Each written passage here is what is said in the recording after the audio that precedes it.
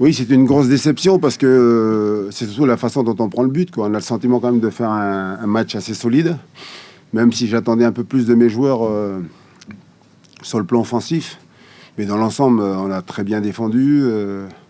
Strasbourg, qui est quand même la deuxième meilleure attaque du championnat, n'a que 2 tirs cadrés. Nous, on en a 3 tirs cadrés, pardon. Nous, on en a 2. Et c'est vrai que ça se joue pas à grand-chose. Et puis, à cette grossière erreur de Fabio, donc on est malheureux pour lui.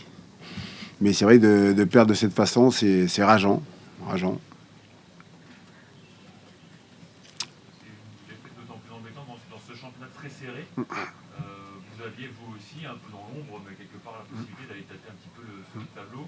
C'est un petit coup d'arrêt à ce niveau-là face à un adversaire direct.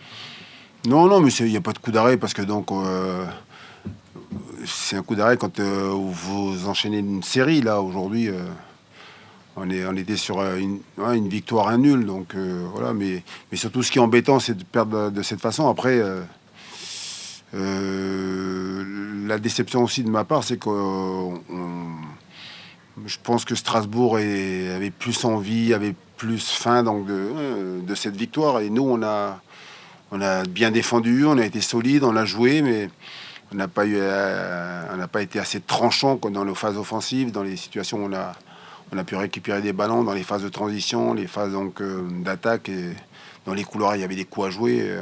On n'est pas allé au bout de nos intentions, quoi. Mais aussi parce que donc Strasbourg a bien défendu. Là, ils étaient bien sûr attentifs. Ouais, ils étaient vigilants sur nos 3 attaquants, donc ils ont bien défendu et nous, on a eu du mal à sortir de cet étau défensif, quoi. Parce j'aurais souhaité qu'on ait plus de situations, faire un match un peu plus solide offensivement. Ça n'a pas été le cas. C'est Frédéric Guilbert qui disait vendredi qu'il supposait que le match n'était pas forcément ouvert entre deux équipes qui ont l'habitude de jouer au foot et d'avoir beaucoup d'occasions.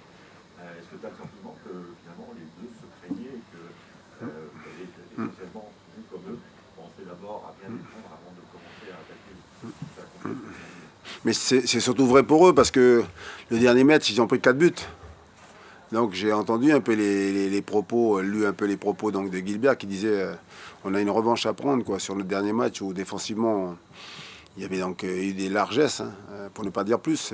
Et on sentait que voilà, ils allaient surtout être solides voilà, sur leur base arrière et c'est ce qu'ils ont montré aujourd'hui. Nous aussi, on est capable. De toute façon, sur les derniers matchs, on est assez solide. On est capable de jouer, on est capable de ressortir les ballons. Là, ce qui manque aujourd'hui, c'est dans les 30 derniers mètres, cette capacité à faire des différences, quoi. Dans les 1 contre 1, gagner les duels, provoquer, éliminer, puis après avoir plus de centres, plus de situations pour frapper. Ça n'a pas été le cas. Mais bon, ouais, ce sont 2 équipes qui se craignaient énormément, donc ça a fait un match pas tant fermé que ça, mais ça a joué des 2 côtés, mais par contre, il n'y a pas eu de tant d'occasions que ça, quoi, franchement. Là. Les occasions d'épineux pour Nantes, c'était au milieu de première mi-temps.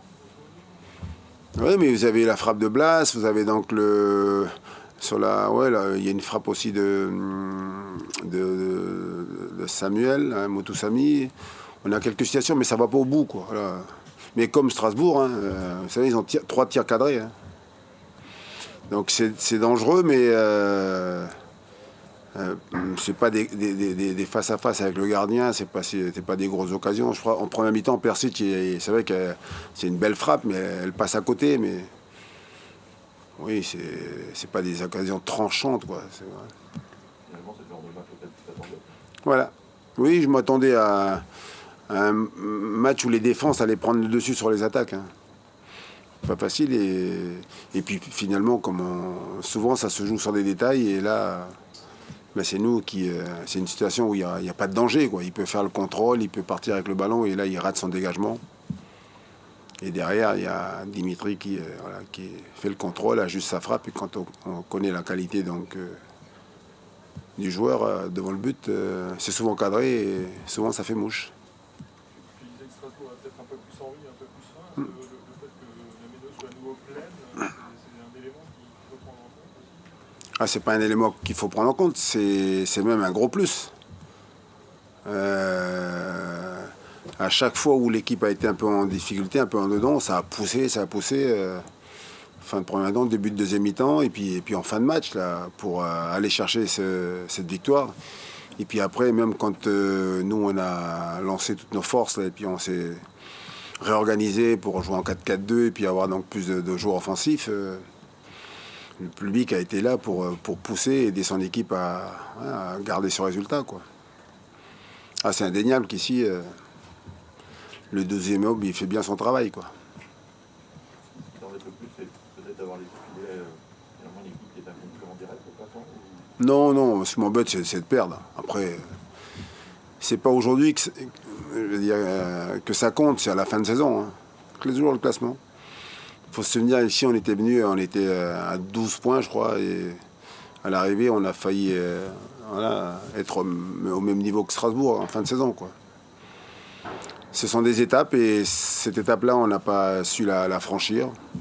Allez, rendez-vous pour le prochain épisode. Voilà, merci à vous.